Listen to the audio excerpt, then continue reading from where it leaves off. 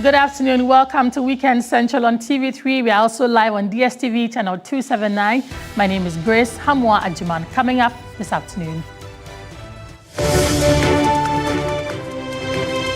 Education in island communities facing critical decline in the Pru East District.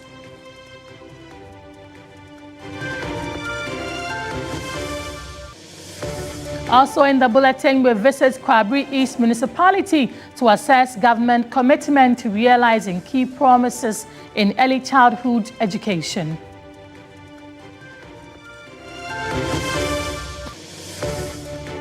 Later in the bulletin, Roads and Highways Minister Kwame Agboja inspects critical roads in the Northeast region as part of his tour of the region.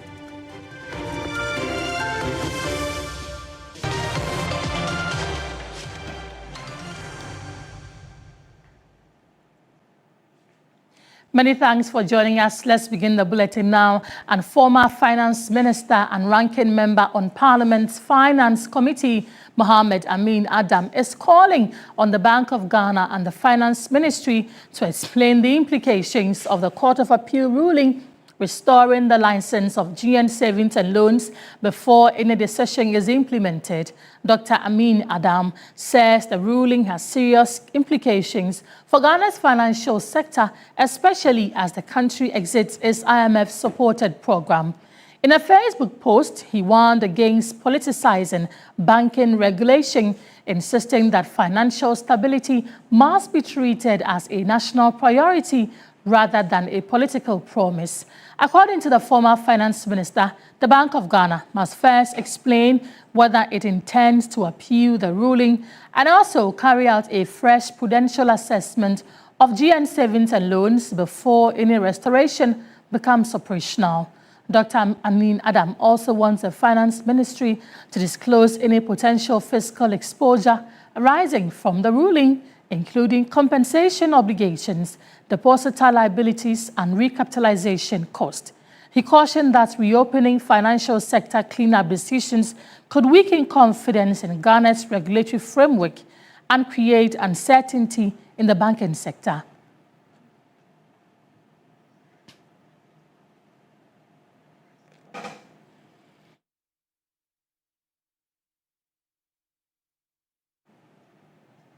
In a related development, founder and chairman of the governing board of the Indum School of Business and Technology, Dr. Papakwesi Indum, says the defunct GN Bank will soon start operation in the coming weeks following a court ruling restoring its license. Speaking at a matriculation ceremony at the Indum School of Business and Technology, he said this will signal renewed hope for its revival after years of regulatory and legal challenges.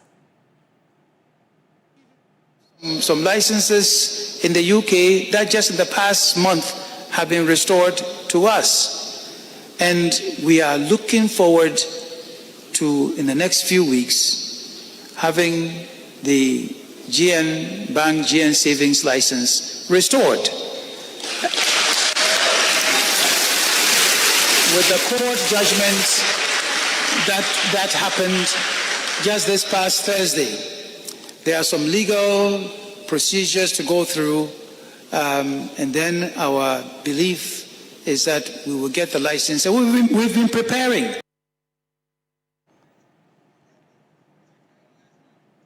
Well, let's take a trip to South Africa this afternoon because some Ghanaians there have expressed a strong desire to return home following the latest wave of xenophobic attacks. The Ghana government postponed the evacuation exercise to a later date due to technical challenges relating to screening processes and permit for the aircraft to land from the South African authorities.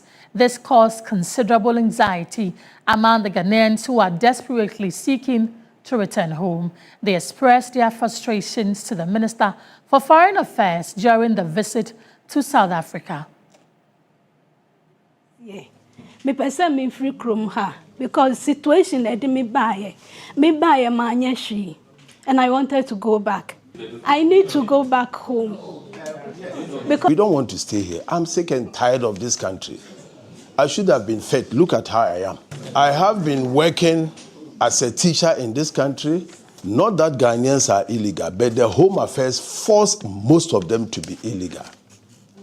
Because some of them have permanent status, which has been revoked.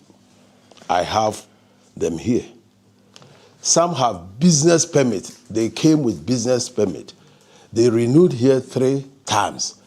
At the end, the other renewals, they said fraudulent. There are some Ghanaians. There was a Ghanaian lady that was knocked down by a car.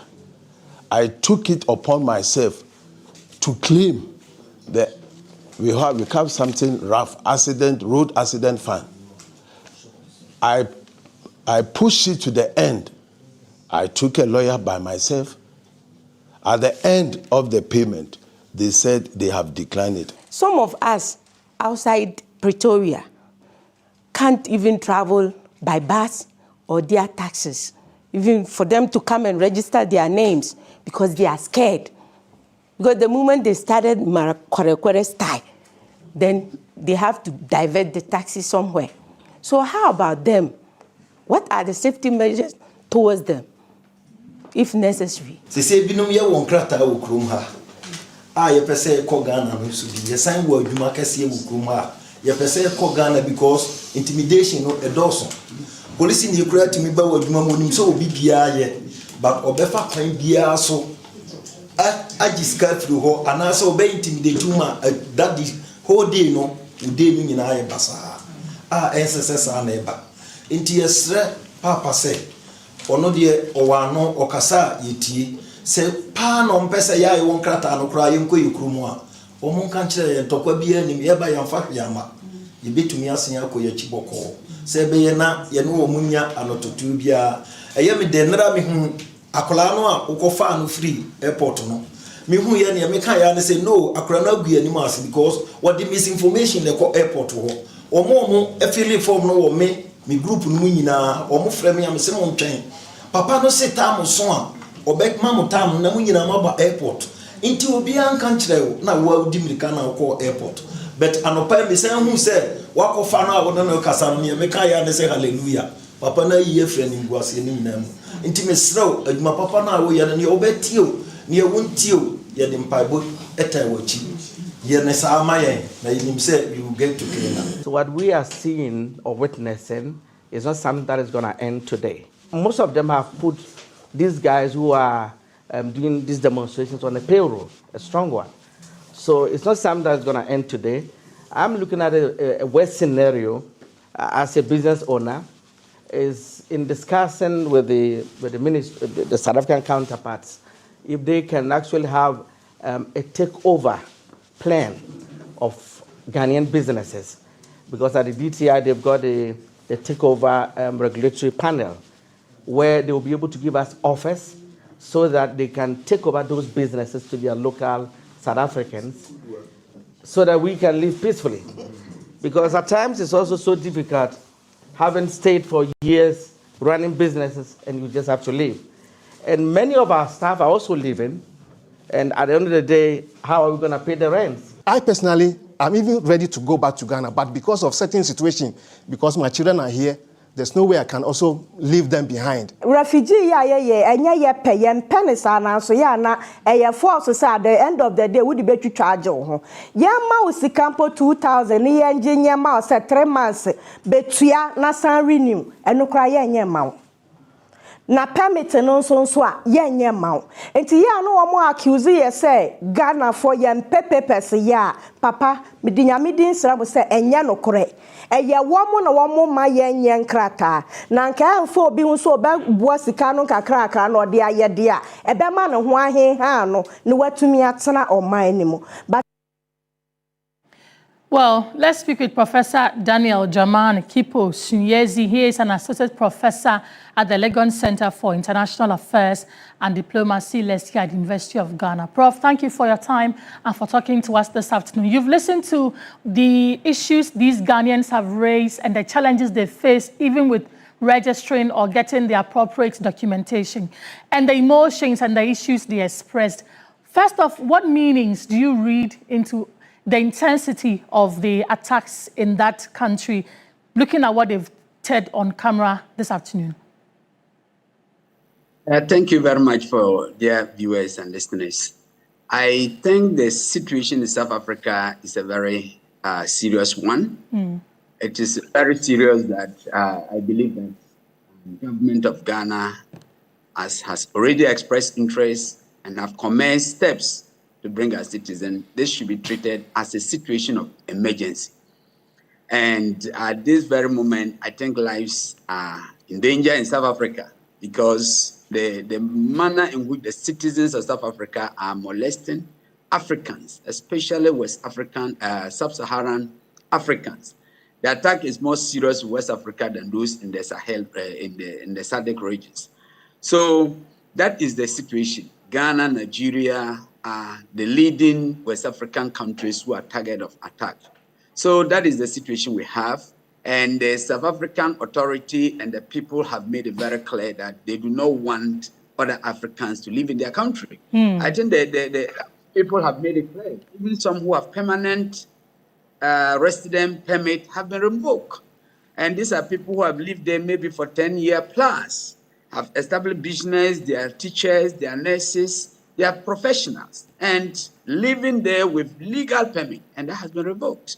So it clearly tells you that even when they say they are illegal, it tells you that the South African system is even contributing by making most of these West African citizens illegal migrants. And so that clearly tells us that the situation is an emergency. And I believe that the Ministry of Foreign Affairs and a certain minister have commenced the steps. We will call on them to fasten the process, Right. so that we get people back to them.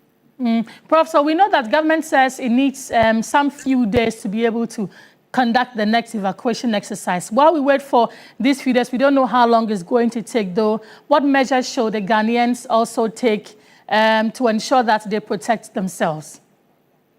I think the Ghanaian citizens in South Africa at this very moment should find themselves at least move to some locations that are quite safe. Avoid some of the ghettos where these rogues are all over the place. And possibly if they see some of their Ghanaian colleagues who are in safe areas, they could move in there. And especially some of the cities are just so bad. KwaZulu-Natal province is not a good area.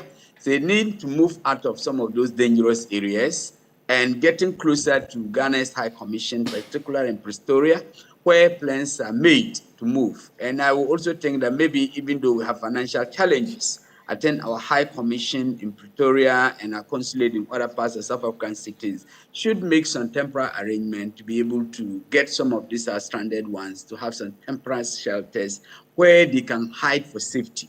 Because even movement in South African streets itself is a threat. Yes. And so that is why we need to provide some temporary shelters.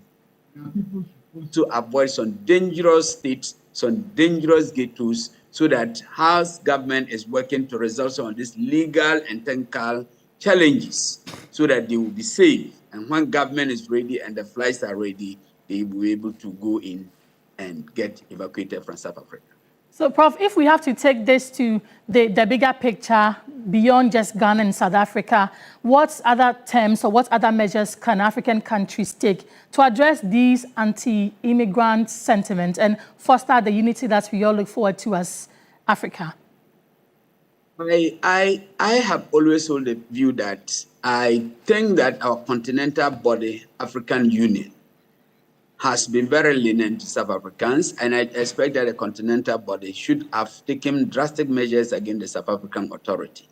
The very continental unity that our forefathers fought, including Nelson Mandela, who was also a visionary looking for the unity of the continent. I don't think Mandela will be happy to see that the country that he fought for their freedom, the man which African leaders supported, including Ghana, for political liberation of South Africa, that country has now turned it back, torturing, molesting, attacking the very people who fought for their liberation. Sadly, they have overlooked the very regime that suppressed them with racial segregation, and they have turned to the vulnerable one, torturing them. And that is why I said the African Union at least could have taken measures, possibly even expelling South Africa as a member of African Union. This is a very drastic measure that would have made the president and the ministers there to know that they have gone overboard and the continent is against them. The attack is not only West Africa, even the SADC members, Zimbabwe, Malawi, are subjects of attack. And that is why African Union should have taken drastic measures against the South African leaders, at least to keep warning to other African leaders that our continental unity is still very important and we must do everything to promote internal trade, to promote free movement within our continent, because that is what we stand for. Right, Prof, thank you so much for sharing your thoughts with us. Professor Daniel Dramani Kipos is an associate professor at the Legon Center for Diplomacy and Excellence. This is Weekend Central on TV3. Let's do some more stories now. And the Roads and Highways Minister, Kwame Agboja, is this afternoon inspecting some critical roads in the Northeast region as part of his tour of the region. The minister is expected to inspect the construction of the Wishuo-Woyema Bridge, which when completed will link 4 regions. The roads minister has been reassuring the people that President Mahama is determined to build high-quality roads to propel economic growth. Well, let's go to the region and engage our correspondent there, my colleague Christopher. Amako Christopher, thanks for your time. Which roads has the minister visited so far and what has he been saying?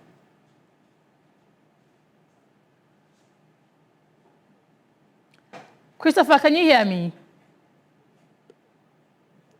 Well, we're working the phone to speak to my colleague Christopher Makun, who is in the Savannah region, to talk to us about the tour by the Roads Minister Kwame Agboja and what it means to government's big push agenda as well as developmental projects in the country. Christopher, can you hear me now? Well, we know that the Roads Minister Kwame Agboja is in the region to inspect some roads, and according to him, the inspection of the roads are critical in the Northeast region as part of his tour of the region. The minister is expected to inspect the construction of the Wishuo-Woyema Bridge, which when completed will link 4 regions. The roads minister has been reassuring the people that President Mahama is determined to build high-quality roads to propel economic growth. Christopher, you can hear me now. Talk to us where the minister has been and what he's been saying. Well, we apologize. We've lost Christopher again. This is Weekend Central on TV3. Christopher, can you hear me now? Well, we apologize for that. We'll connect with Christopher and bring you the details of the tour by the Roads Minister Kwame Agboja. This afternoon, let's take you to the Fajato South District, where work has finally commenced on the Nyagbo-Agbodome-Konda Road following years of persistent appeal from residents. The 4-kilometer road has been a major headache for residents as movement and carting of foodstuff were curtailed due to the bad nature of the road. The Nyagbo-Konda Road has for many years been a major setback to local trade and the general movement of people in and out of the community. The road, despite serving as the only link to the other part of the district, was neglected and left to deteriorate. We are struggling on this road. Sometimes even pregnant women in labor, we carry them on motorbikes up and down the hills because there is no other alternatives. No car is able to use the road due to the bad nature. Even building materials, we convey them with motorbikes. It is quite terrible for us here. Difficulty that most of the farmers go through, cutting their produce from the top to the market centers, sometimes demoralizes them because of the nature of the road. At the peak of rainy season, even the sick or the dead, the way they are ferried to the community is such a mystery that With the community up on the mountains, motorbikes have become the only means of transport. We had a funeral here, but because of the bad nature of the road, we had to wait at the foot of the mountain for a motorbike to bring us here. That took us for several hours. And now that we are done with the funeral, we are still waiting here for motorbike to pick us one after the other. We would like this road to be constructed because it will help us a lot. Because of the nature of the road, we are always seeing the mechanic. Every now and then, I have to repair my engine. Sometimes, I carry more load than what you are seeing now. Because the road is bad, I can't carry more. It is affecting our work.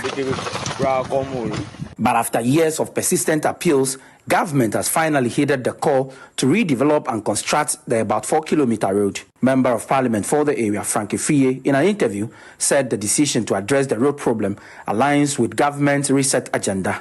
You can see the very apex of the mountain. This is John Mahama's intervention beyond the big bush that passes through the main road from Accra to Hokwe. This is part of the 10-kilometer road that His Excellency has announced that, depending on value, depending on need, will happen in some constituencies. This community, since its inception, has never seen a tar road before. And indeed, it's a strategic investment. According to authorities in the Fajato South District, several road projects are expected to kickstart, including the construction of about 20 kilometers of feeder roads across the district. The focus is to enhance road connectivity to drive local tourism, trade, and social life. Well, we know the roads minister is in the northeast region to also inspect some roads. Let's cross over to the region and engage my colleague Christopher Macon. Christopher, if you can hear me now, talk to us where the minister has been and what he's been saying. Yes, so Grace, the minister has just finished inspecting one of the critical roads in the northeast region. There is a bridge construction ongoing on the White Water around Wayama in the northeast region, and so he's just going to inspect work on the bridge. The minister has been intimating that the NDC government, for that matter, the roads ministry, is not going to abrogate any contract that is ongoing, but to ensure that all contracts handed over by the previous administration is completed, because the NDC government is bent on ensuring that whatever intervention that will benefit the Ghanaian people, they are going to continue with it. And this bridge we're talking about is expected to open up the area to connect 4 regions. That is the Upper West, Upper East, Northeast, and Savannah regions. And so he's been giving the assurances that they are not going to relent in their effort in developing the country when it comes to road infrastructure. Let's take a listen to what he's been saying. You account for about 500,000 acres. Imagine what that means to job creation. Instead of, because if you don't do this, the young people here need to come and join me and the chief executive in Accra looking for work. Meanwhile, there's opportunity to earn a better living in their own community. All they wanted us is not handouts. Create the opportunity for them to live within their own community and make a decent living. That is what President Mahama is trying to address. I want to take the opportunity to let everybody know that reset means that the old way of doing politics. Just recently, I heard some other politicians sitting at home when they had 8 years and did very little about this, started counting what they claim they have done and somebody is taking advantage of. Does this bridge look like something that was completed and somebody is taking advantage? It doesn't mean anything to us. What President Mahama is saying is that it's a reset president. It doesn't matter who started anything. What we need is to complete the things for the benefit of the people of our country. So those who abandon these things for 8 years, give us a break. Let's focus and do what the Ghanaian is expected of us. If you had your 8 years and did very little, and God willing, God has brought President Mahama back, allow him the space to fix things you couldn't fix in 8 years. He's directed that this bridge must be fixed at all costs by the end of 2027. And that is our marching order, and that is what is going to happen. So we want to encourage the contractors, whatever outstandings you have on this project, through Ghana Highway Authority, let us have, if there's anything left which is unpaid. And now that you have remobilized the site, please don't move until we finish this. I know in a few weeks' time, the president himself is going to be here to see what you have done. And from what I'm hearing, you might be almost completing the launching of the steel part before he comes here. And let that be our commitment. We believe this bridge actually expresses what Big Push means. Big Push is not about just building roads for the sake of it. It's about unlocking the potentials trapped in various parts of the country. Yes, it may look like a bridge. Roads Minister Gavin Kwame Agboja there. Earlier, you heard my colleague in the Northeast region, Christopher Mwakun. Let's move away from the roads and talk about education, because the 2024 NDC manifesto promised to initiate a policy to integrate early childhood education into basic education supported by appropriate infrastructure. After 1 year in office, the news team visited the Kwabri East municipality to assess the government's commitment to realizing a key promise made to the Ghanaian people. Improving the quality of education, among all other reforms, is also anchored on modern infrastructure. At the district level, the realization of the educational infrastructure policy by the central government is infused in the local assemblies' developmental plans and strategies. After 1 year in office, the news team went to the Kwabri East municipality, which has the largest voter population in the Ashanti region, to assess the realization of the president's earlier promise. Here at Abuaso, a 12-unit classroom legacy project for the Holy Quran Islamic School is at completion stage. A KG block and storeroom is also nearing completion.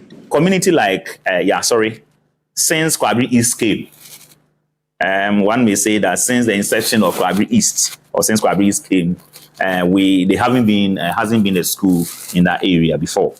All of us know, and since I think you've gone around, you notice it. There's no school around the area, because I only have 2 communities in Kwabri East that don't have a school. We have Samai and that of Yasori. And so now, as I speak with you, because as people of school-going age, sometimes if you don't have a car that you can take them to a nearby community, they cannot go to school. We started tackling the KG people. A 6-unit classroom block for the Ebira RC Primary B has reached roofing level. Other social intervention projects are also being raised under a year. Among the key targets of the Sustainable Development Goals 4 is the guarantee access to quality pre-primary education and early childhood development. To the MCE, extending education to every community is one of its priority areas.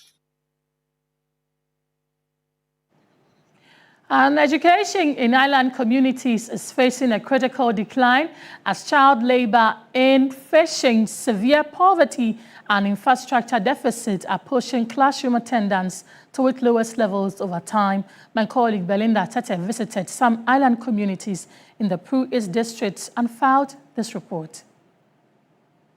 Visit to Parambo number 1 in Shiano DA Primary School paints a stark reality. This is a fishing community, and to only rely on this facility for education is quite alarming. This room is being shared by Primary 1, Primary 2, Primary 3, and there's one other facility just right behind here, which is also a 3-room school building, which is also shared by Primary 4 and Primary 5 and Primary 6.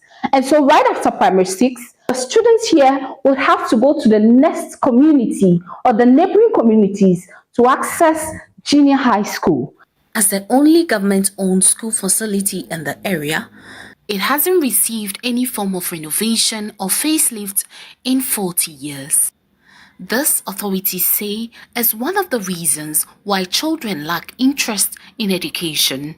The school's headmaster noted that all efforts to keep children engaged in formal education have proven futile, as children are drawn into local fishing industry instead. We have given conditions to the parents that before you take the child to the sea, make sure you bring the child back early to attend school. Even when they return late, they should urge the children to come to school. But all our efforts have proven futile. Sometimes we go about chasing the children to come to school, but then they see us and they run away. The assembly member for the area stated that a complete lack of diverse job opportunities for adults forces families to rely heavily on child labor. We plead with government to invest in creating jobs in this area. If there were other job opportunities, parents would not be forced to only stick to fishing, whereby they will still have to force their kids to fish with them. At Deklai Community DA Primary School, a visit on a Monday, which coincided with the local market day, revealed that less than half of the student population was present. School authorities confirm that this absenteeism has become a norm. On market days, which is Monday, we get less than half the population of the school. Because most of them don't come to school on Mondays, sometimes looking at the number that report, you would have to repeat a lesson that was taught. And yes, the next day when they come. And it eats into instructional hours, which sometimes, if not through the teacher's own interventions, you may not be able to finish the curriculum. Speaking to some inland fisher folks who did not deny the claims, but argued that the inconsistent supply of government-subsidized premixed fuel paralyzes their regular fishing expeditions, driving up operational costs. They added that this situation forces them to rely on children as free labor in order to break even.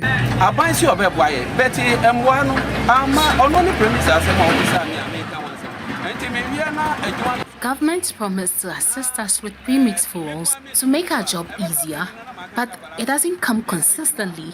And so if I realize that the job is too much for me to handle, the only option I have is to engage the children to help me. And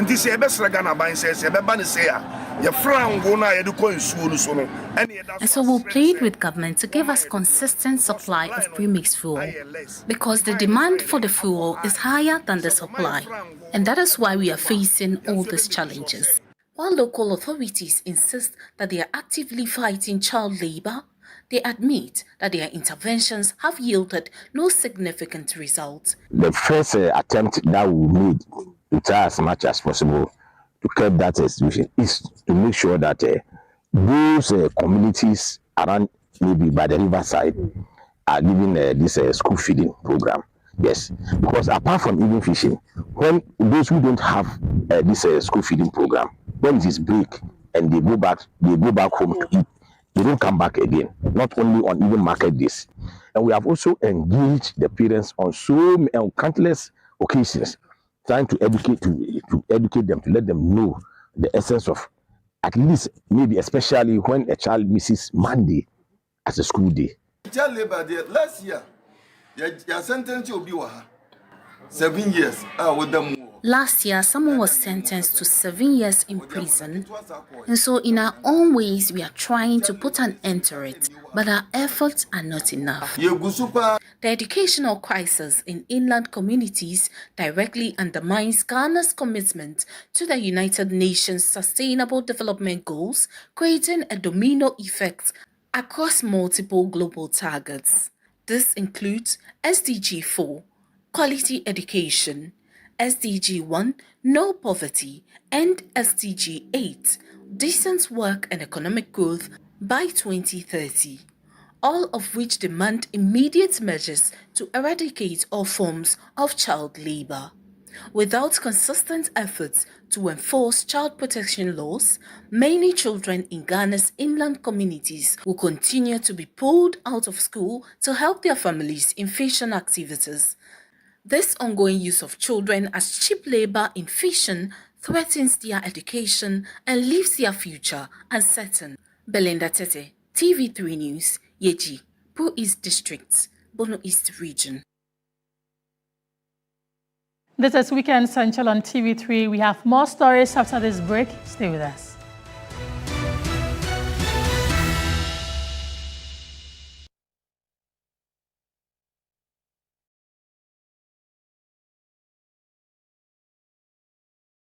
When malaria strikes your home, it strikes everything. No more endless worry because of malaria. Fight malaria back with Vegetem. Vegetem is effective, safe, and fast-acting against malaria. Vegetem tablets stays effective right to the very last tablets. Vegetem is also available in suspension for children. Vegetem, tough on malaria, easy on you. Everybody knows Acrobato. And if you know Acrobato, it means you know M-Punch Homeopathic Clinic. M-Punch Homeopathic Clinic is my pillar. Let's hear what others are saying about M-Punch Homeopathic Clinic. Who will be careful M-Punch one? Chese na me ankasa me period na se problems wom ntina ma wo ho idea ma me papa chese na nyana sem ketewa na me kwan point no mo hwe me modem no mo hwe bibia na so mo medro me fire no ene ma won kra me enu foforo kwa na mkwan mu a eba and everything yourself me ma me no adwodwo eda ho a wontumi nante ene ne ko end point o mama no nura ene ne ho idea watimi asori anante. That's end point for you of Acrobato. Hello hey ohwehwe what che okay a free bra wo di end point what dance am me call you no me Joseph Semana nkoyie and person na my emre nyina na magina sebema na me no be fie for there the one dey nyina jaresa. You heard everything. I have secret. M-Punch is my secret. M-Punch Homeopathic Clinic. I'm free. For nearly 2 decades, Ghana's most beautiful has celebrated culture and grace. Now, it's time to champion real change in your community. The GMB Legacy Project is looking for the next groundbreaking community initiative. We want to hear from changemakers across all 16 regions. Do you know a community, group of people, individual, town, or place in need of a life-changing or life-saving project or opportunity? Share the details with us by sending an email or video to gmb20@mediageneralgh.com. For enquiries, call 0207 619 766.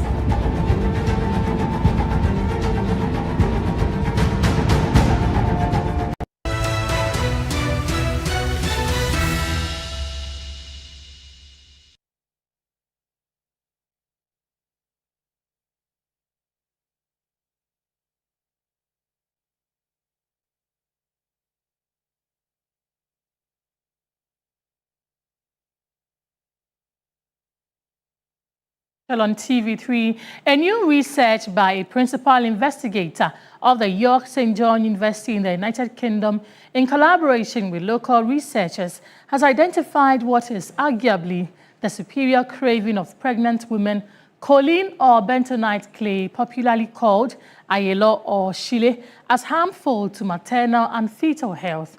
In the following report, George Quainin explores the effect of ayelo consumption and the viability of the old age trade amid these growing health concerns. The Ghanaians call it ayelo, the Akans chile. The consumption of white clay or kaolin or bentonite clay is a deeply rooted Ghanaian practice. The clay is sourced, double smoked, and sold in major local hubs like the Kaneshie Market. Here at the Kaneshie Market, you can locate 59-year-old Auntie Lauricia Sapon. She has known no other trade aside the sale of ayelo. Her customer base is heavily made up of pregnant women. She brags of selling ayelo for more than 3 decades and counting.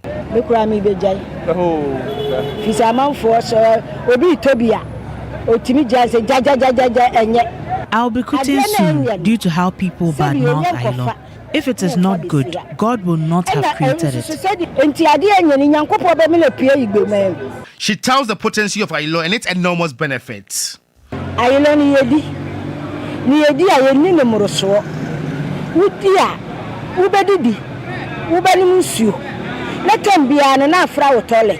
Ayelo is eatable, but it has to be in moderation.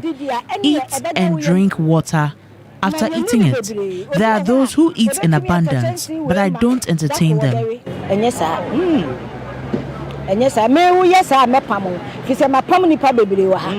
Whilst engaging Auntie Lauricia, this young man passed by to buy some of her ayelo.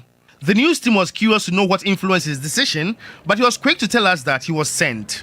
The news team followed him to the person who sharply refused to engage us, and so we returned to Auntie Laurentia's shed.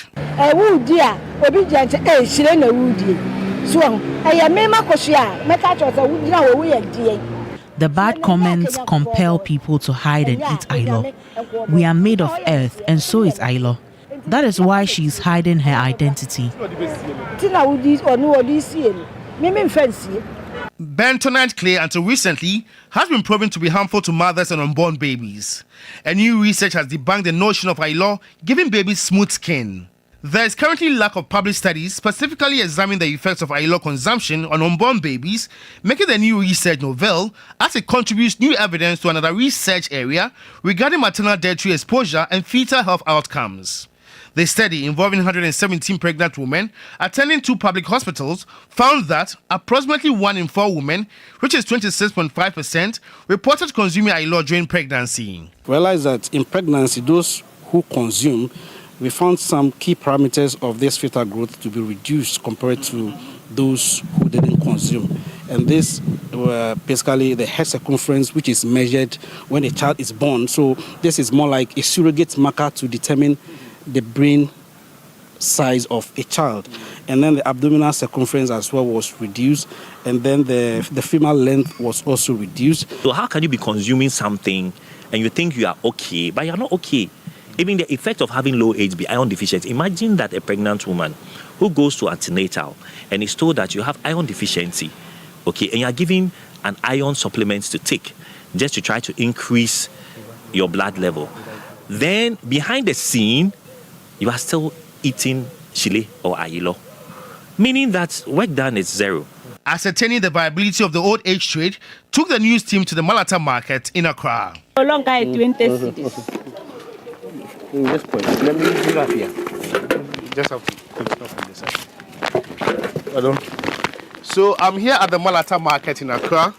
And I'm spending a day in the life of Auntie Charity. When you come here, she's popularly referred to as Ailoto, meaning Ailo seller. And she tells me that when she had stroke, she cured it with Ailo, but she also went to the hospital. And she tells me that the health benefits of Ailo are enormous, and so would want to engage her further right here.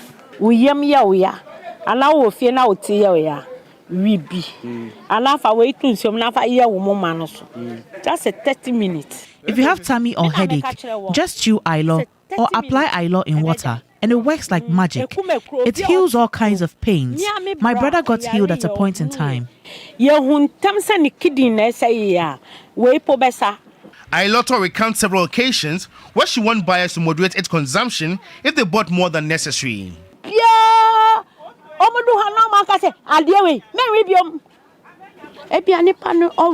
Sister been so bad dance or osa one on tiny baby. We should not talk down on Ailo. The health benefits are enormous, and so we must protect Ailo at all costs.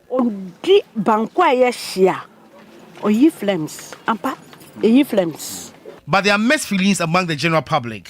Mendi sheda. Many more a domicon. Banaminim say, Sebianye.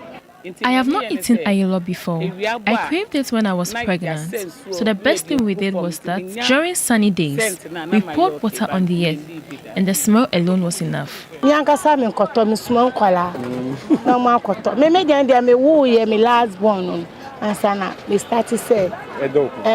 don't buy it myself, but I send children. I craved for it when I had my last child. The craving ceased at an early stage because I knew it was bad, but there are others who are addicted to it. Medical doctor at the Ridge Hospital, Dr. Abigail Boatin, is advising heavy consumers to seek medical attention. During labor and whether vaginal delivery or via cesarean section, you lose blood. So imagine you already have low levels of blood and you are going to lose blood. It will increase your risk of getting blood transfusion, and even in very severe cases and lose such a mother. So physically, some women have noted that their skin became paler, become white, and become smooth.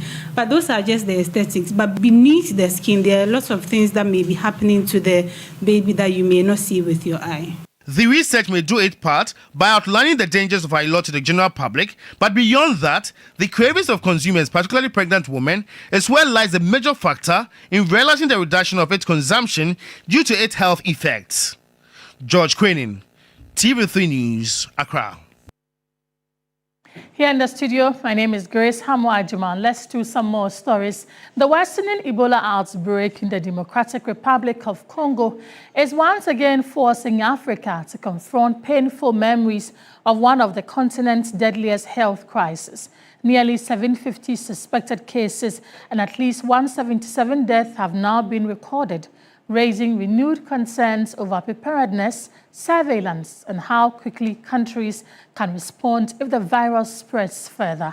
But for one Ghanaian infectious disease specialist who joined the country's 2014 mission to Sierra Leone, the current outbreak is more than just another health emergency. It is a reminder of lessons Africa cannot afford to ignore. Sarah Safua Buahini reports. In 2010 to Goma in 2012, then the devastating West African outbreak that peaked in 2013 and 2014. Ebola has repeatedly tested Africa's health systems, and now DR Congo is once again at the center of concern. The World Health Organization (WHO) has already declared the outbreak a public health emergency of international concern as cases and deaths continue to rise. In 2014, Ghana became a key support center for countries battling Ebola in West Africa. The country trained 54 participants from 6 African countries as part of efforts to strengthen response systems across the region.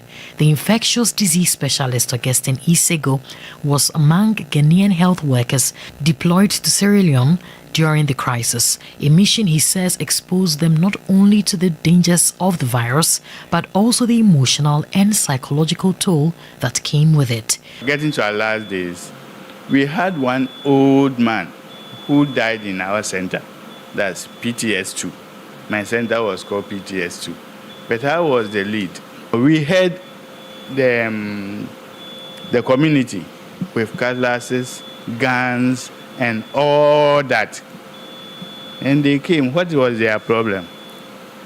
Their problem was that that old man that is dead, he has an antiquated ring, which by them, that ring should go to their successor. But per our records, whatever went into the red zone should never come out. It came up rapidly that you, the community, give us 3 people. I volunteer my 3 personnel. They sat down. I put 3 buckets in front of them. The buckets contain high concentration, a little bit lower concentration, and then the lower concentration of chlorine solution. So I went in to pick that ring. But doing that, the ring was not removing, because the ring has been there for long. And you know, when person dies, the body increases the size. So it was difficult. I had to amputate that. When I saw that it was clean enough and I wanted to give it to them, their leader said that if I say that it is clean, I should wear it first. I had to wear it. But when I went to my hotel, I couldn't close my eyes the whole night. On top, I had to see a psychiatrist for psychosocial support. Upon all that, when we came in, my colleagues, they were not into that, so they started stigmatizing us. Up to the point that my daughters were sacked from school. So the stigma moved from me to my daughters. More than a decade later, he says many of the lessons from 2014 still remain relevant today. According to him, Ghana has the manpower and technical capacity to respond, but preparedness efforts must continue to improve through constant training and stronger support systems. In Ghana, yes, we have prepared. We have prepared the teams. However, we need to consolidate with input So if it comes to the manpower we have, however, we need to be conscious of manpower does not work alone. They work with input. That is where maybe our challenge may be. But I think the powers that be, by this knowledge of transportation, that we don't know when somebody may move, and now people may move from Congo to Ghana within 2 hours. They are in Ghana. So by this, I think we are in preparedness mode. Questions are also beginning to emerge over DR Congo's participation in the 2026 FIFA World Cup despite quarantine measures already underway in the United States, but the specialist believes science should guide decisions. Every day they are being checked, and they check who comes in, who goes out. With these measures in place, they are free to go and play. It's science. So they should believe in science. I've gone to all these places, all these episodes, but none of my team member has contracted. It's not a magic. I live with IPC, Infection Prevention and Control. That is the order of the day when you talk of science. And when you talk of infectious diseases like Ebola, you must be always thinking about science. If I do this, will I get any contamination? That is science. For health workers who witnessed the 2014 Ebola crisis firsthand, the current outbreak is another warning that surveillance, preparedness, and public awareness must remain constant, even when there are no confirmed cases at home. Safa Boyni, TV3 News. And on a rather sad note, popular Ghanaian actress and media personality Beverly Afaglo has reportedly passed away, throwing Ghana's entertainment industry into mourning. News of her death surfaced on Sunday, May 24, 2026, after her husband, musician Kwamaster, shared an emotional tribute on social media, confirming the heartbreaking loss. According to reports, Beverly Afaglo died just 4 days before her 43rd birthday.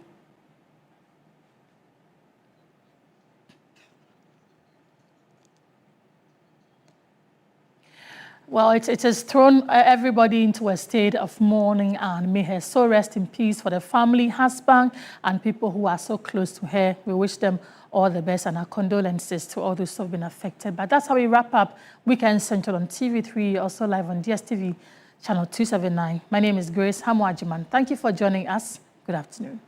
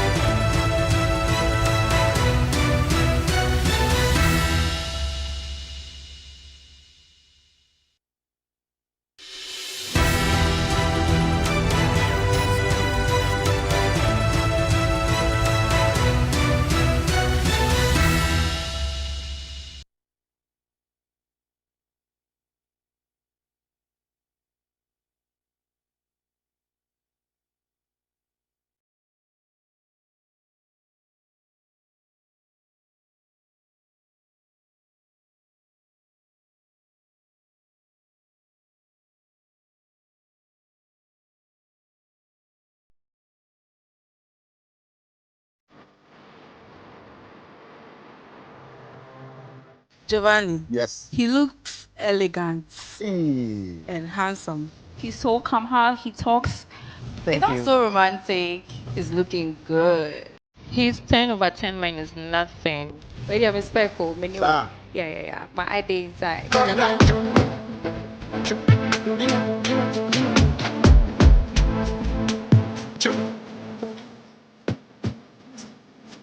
Don't mind them.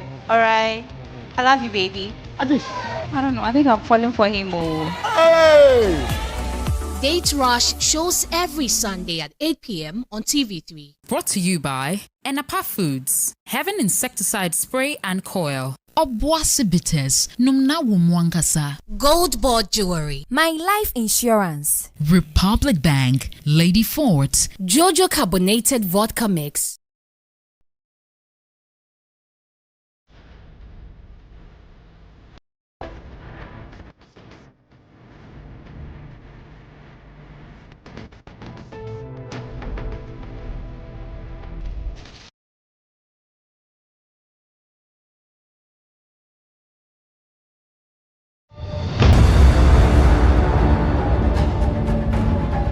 For nearly 2 decades, Ghana's most beautiful has celebrated culture and grace. Now, it's time to champion real change in your community.